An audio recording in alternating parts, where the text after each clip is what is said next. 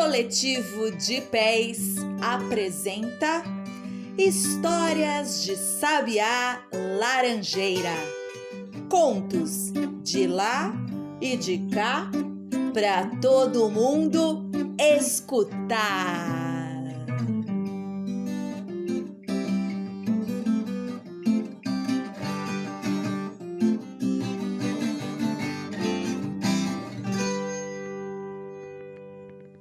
As notícias e o mel, um conto de Marina Colasanti. Ele está aqui numa coletânea que tem mais de 100 histórias maravilhosas, todas dessa autora incrível. Olha só, para vocês escutarem um gostinho do que Marina já deixou para gente por aqui. Um dia, o rei ficou surdo. Não como uma porta, mas como uma janela de 2 batentes. Ouvia tudo do lado esquerdo e do lado direito não ouvia nada. Ai, a situação era muito incômoda.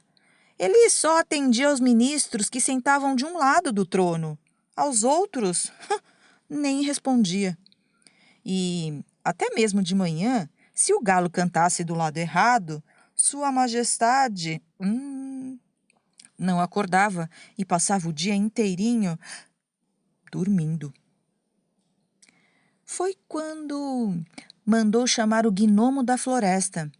E o gnomo obediente apareceu na corte.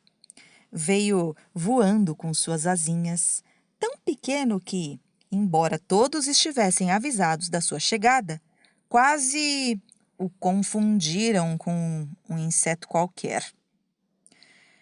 Chegou e logo se entendeu com o rei, estabelecendo um trato.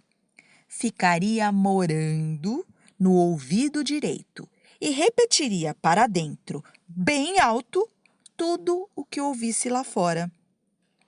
Tendo asas e desejando, poderia aproveitar seu parentesco com as abelhas para fabricar, no ouvido real, alguma cera e, quem sabe, um pouco de mel. O trato funcionou às 1000 maravilhas. Tudo que o gnomo ouvia, repetia em voz bem alta nas cavernas da orelha. E o eco e a voz do gnomo chegavam até o rei, que passou a entender como antigamente, de lado a lado.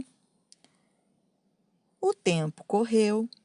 Rei e gnomo, assim, tão vizinhos, foram ficando cada vez mais íntimos. Já um sabia tudo do outro, e era com prazer que o gnomo gritava, e era com prazer que o rei ouvia o zumbidinho das asas atarefadas no fabrico da cera e do mel. Uma certa doçura começou a espalhar-se do ouvido real para a cabeça, e o rei foi ficando aos poucos mais bondoso. Um certo carinho foi se espalhando da caverna real para o gnomo. E ele também foi ficando aos poucos mais bondoso. E foi essa a causa da primeira mentira.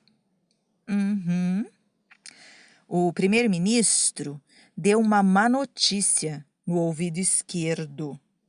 E o gnomo, não querendo entristecer o rei, transmitiu uma boa notícia no ouvido direito. Foi essa a primeira vez que o rei ouviu 2 notícias ao mesmo tempo. Foi essa a primeira vez que o rei escolheu a notícia melhor. Houve outras e outras depois. Sempre que alguma coisa ruim era dita ao rei, o gnomo a transformava em alguma coisa boa. E sempre que o rei ouvia 2 notícias, escolhi a melhor delas. Aos poucos, o rei foi deixando de prestar atenção naquilo que lhe chegava do lado esquerdo. E até mesmo de manhã, se o galo cantasse desse lado e o gnomo não repetisse o canto do galo, Sua Majestade esquecia-se de ouvir e continuava dormindo, tranquilo, até ser despertado pelo chamado do amigo. De um lado, o mel escorria, do outro, chegavam as preocupações, as tristezas e todos os ventos maus pareciam soprar ali à esquerda da sua cabeça. Mas o rei tinha provado o mel e a doçura. Agora. E agora? O mel e a doçura eram mais importante do que qualquer notícia.